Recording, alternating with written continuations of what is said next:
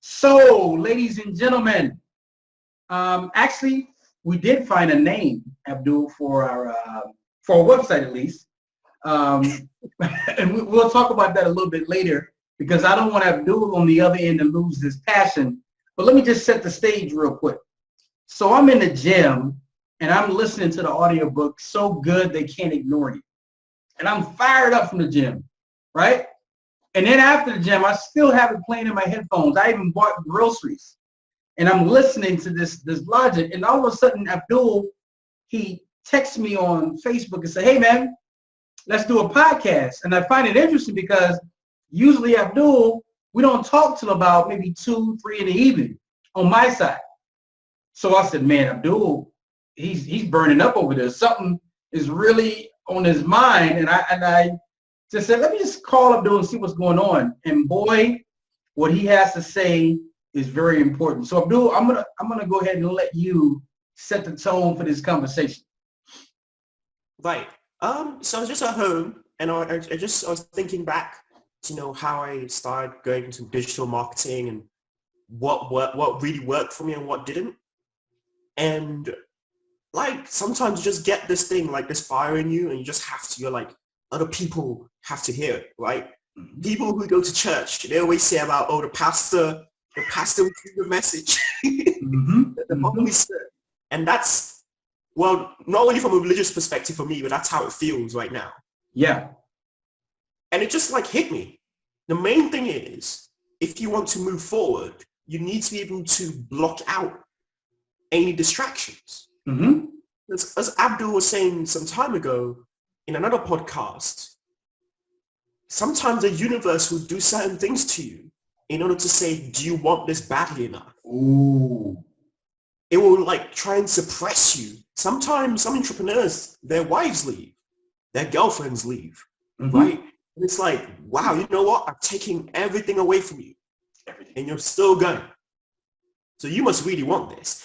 And I always believe that it's like, think of it like someone going down a valley and then going up a mountain. That's exactly how it is. You get to the lowest point mm-hmm. until you can't get any lower. And then that's when you start going up. Yes. So in the same way that the universe will try and suppress you, when you start making progress, it will start sending distractions. Mm-hmm. People start coming to you and saying, the game is on. The game is on. What are you still doing working? The game is on, If you... If you're someone, if you're a man or a woman, if you're female, they'll start sending men into your life just to distract you. Mm-hmm. Men who have no future plans for you. Or women, if you're a guy, women who have no future plans for you. Or if you are of the homosexual type, yep. Distractions. Yes. And then it's like, wow, I'm actually making progress. I'm building momentum. And then these things will come into your life to stop you. Yep. And then when that issue ends, it's so much harder to get back in focus. Mm. And the difference I always see from people, like I'm in a position whereby I get to talk to like Tim Ferriss, mm-hmm. all sorts of people. And the one thing that always comes up is they always get to a point whereby it's tunnel vision, right? So it's like, think of a tunnel and there's like a light at the end, but for them, that light is their goal. And that's all they see. Mm. So sometimes they're willing to sacrifice sleep.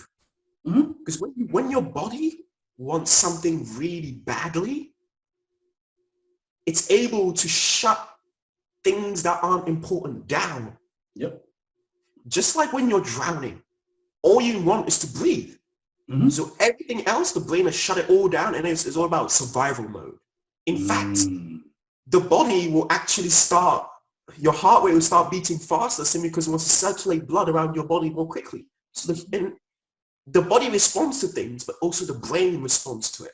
Yes. So when you don't care about the football game, you don't care about your favorite TV show, you don't care about sexual relationships or fornication or anything like that, and all you care about is that one goal, you're like, look, I'm willing to just focus on this for like 1 year, 2 year, 3 years. Yes. And then after I've gained that goal, then I can start thinking about all these external things. Of course. And if you're not able to do that, you cannot build momentum in your online business. You will not be able to get to where you want to get to. But Abdul, let me add to that. I can say that a lot of people stop a little bit too early when it comes to hard things. Like some people right now, anything that sounds hard, they run away from. Sounds difficult. They run. They don't want no parts of it because that pain, they don't want to experience it. Right. Right. But if you go through that pain, the pain doesn't last forever. No. Right. But here's the thing: when you stretch, and then you get comfortable, that you're going to get to a point where, like, okay, I've mastered this. Then you got to find something else. Stretch more. Find something else. And that's what the book is talking about so good, that they can't ignore you, is because in order for you to get the right job, the right business, you're going to have to master something in order to be marketable for yourself. Like mastery, like people pay a lot of money for people who have mastered subjects, mastered sports, aka Michael Jordan. Right? But a lot of people just don't want to do the practice. Right. And I think that is why I was reading something the other day, and they said entrepreneurs make up about 1% of the population, like successful entrepreneurs, right? Yes. And the funny thing is, when you talk about the top 1%, all of them are entrepreneurs. They're not teachers or accountants or anything like that. Most rich people, if we break it down, I think the biggest thing they could have taught me at school was not how to remember things. It was things like, how to take care of your finances, how to communicate with people, the importance of not using people, but actually maybe having an idea and being able to leverage other people's skills or their knowledge in order to push it forward. Because we live in a world whereby anyone has access to information that quickly. Now information is cheap. Yes. Makes sense. It's so cheap that people are giving it away. That's true.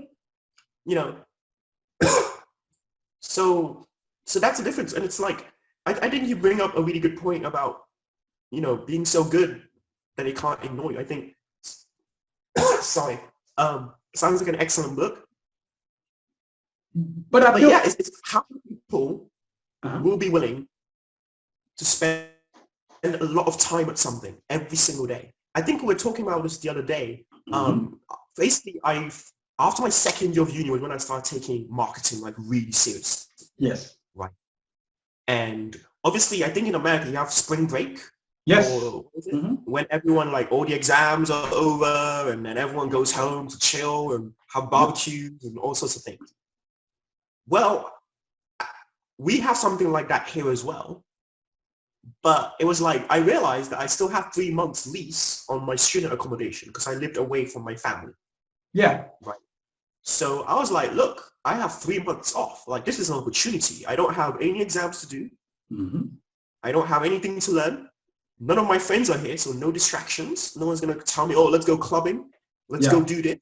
So it's like, they all left, and I was literally, it's like a huge, like, building, and it holds like maybe 300 people. I was the only one there. Wow. Everyone else had gone home. So I go into the kitchen and no one, I was the only one there.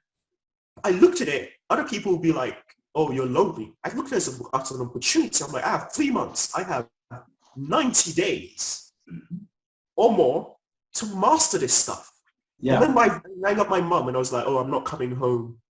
And because if I had stayed there, after 3 months, the next year of university would have started. So that means I wouldn't have gone to see my family. But I was willing to make that sacrifice. So I phoned my mom. I was like, oh, sorry, I'm working on stuff. And by that point, I wasn't really an entrepreneur. I was just trying to be the best as I could at one thing, which was digital marketing. And obviously she was annoyed because she hadn't seen me for like the past 9 months because I was at school. So to tell her that, I'm not going to come and I'm just going to go straight into the final year was hard for her. And she was upset and stuff, but I was like, look, I have to do this because this is a huge opportunity. When will I have 3 months to myself? Yeah. And I knew if I went home, things won't get done. So I had to stay. So literally, I stayed in my room every single day. Like to this day, I still have notes. I'll try and find them.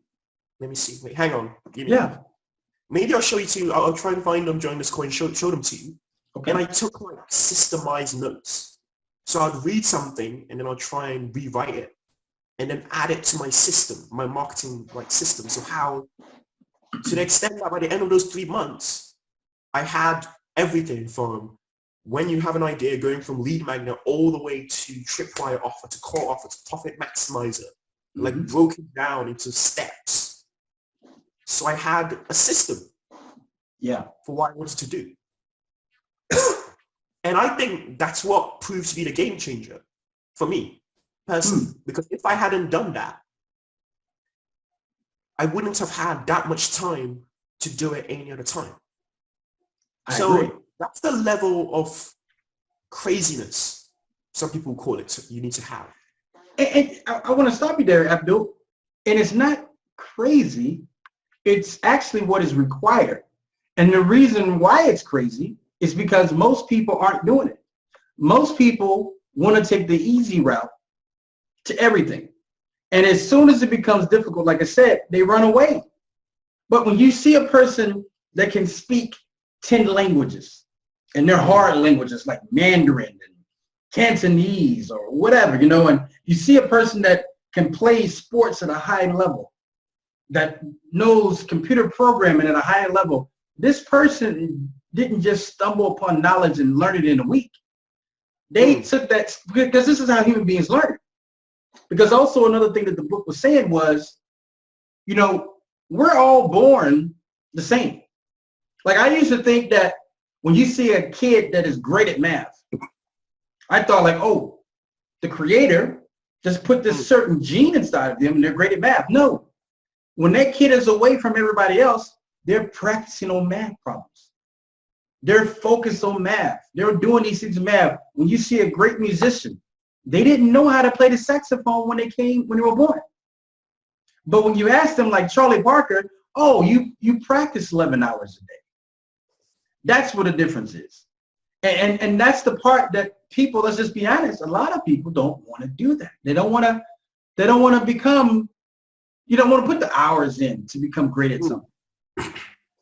And that's the problem. That's the disconnect. Right. And I think that's why everyone wants the easy way out. Mm-hmm. And the straight truth is that if your favorite internet guru or whatever was being honest with you, it's hard. It's hard. And it's hard because when you start, the money does not come like that. It's that simple. When I started, you won't believe this, from the point when I found out about marketing, it took me a good, I think 9 months of blowing money on Facebook ads, failing to launch profitable campaigns. And like, this was money that I shouldn't have been blowing, looking back on Facebook ads. Like, this was money I should have been keeping for food. Because I was a stereotypical uni student. Yeah. You know, so then I'd spend like hundreds of dollars equivalent on Facebook ads and they would fail. But the funny thing is, when it failed, I knew I could look at it and say, why did it fail? Yep. On another side, there's probably someone else on the other side of the world who spends thousands of dollars on Facebook ads, courses, but has never run a Facebook ad. Yeah, still too chicken prep to actually go after it and be like, let me just try what I've learned. Right. And the funny thing is, these people, they'll spend thousands of dollars on masterminds, but then you ask them to spend $100 on marketing and they're like, they look at you like you're crazy. Why are you so expensive? Yeah, but that's what makes the difference. Yes. And it's like, people say there's luck in business, and that kind of stuff, right? When you work hard, what you're trying to do is eliminate luck and the impact, bad fortune, as they call it, will have on you. Because the harder you work, the more, like, Michael Jordan is not the tallest basketball player ever. No. But many people will tell you he's the best. Statistically, he is the best. Like, we have the numbers to prove it, right? But the amount of practice he put in, it's about looking at someone working hard and saying, I'm going to work harder than them. Of course. Look at your favorite guru and just maybe reach out to them and say, how much do you work a day? Well, that's what you're competing with. If you want to get there, that's what you have to do. There's no way around it. There is no, like, I know there's so many things out there, like living a laptop lifestyle where they'll tell, I work an hour a day, and you know, I just sleep and like passive income and all that BS. Yeah. The truth is that the way he's making money is by convincing you that it's easy. And I think one of the first things we started when we first started talking about this thing that we're doing, trying to help people, is that we are going to be as honest and authentic as possible. Yep. Right? If we're not saying the things that you want to hear because it sounds nice, because, I work 30 minutes a day, or that BS, then we're sorry, but we are not for you. No. Right? No. But if you want the honest truth and like step by step, do this, do that, how much effort you have to put in, and you know, it's really not as that much as you might think. We're not saying do 10 hours a day if you have a family and a job and everything like that. But know that you need to turn up almost every day and have that tunnel vision we're talking about. And you know, Abdul, I want to add to that I know a lot of people are out there that say, look, man, give me the quickest way to get success. I want the money. I want this. I want that. But there's something that I think a lot of people miss, and they don't get to experience, that's different from money. It's who you become on the journey to success. That's the biggest thing. You get to work on your flaws. You get to become a better you and become successful. So even though the money's not there, you're still getting rewarded. And people don't get to understand that part, that's the best part of success. Yeah. And it's like on your way to getting there, you learn certain things which builds you into the sort of person who can finally make it to the promised land and get repeated success. Yes. Some people have the system in their head. Some people have it written down. Yep. But they could lose all their money today and they'll know how to make it back. Because they have a system. Yes. And that system might not be what certain people try and sell you in a $2,000 course about, buy this. And then if you do this, you do this to, you send this out, you do this, then boom, the money will just land. But the system guides their life. Yes. Some of them know that, when I had money, I used to wake up at 5 a.m.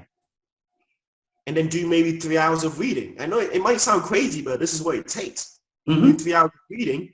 So by the time people wake up at 8 a.m., you're already ahead. Of course.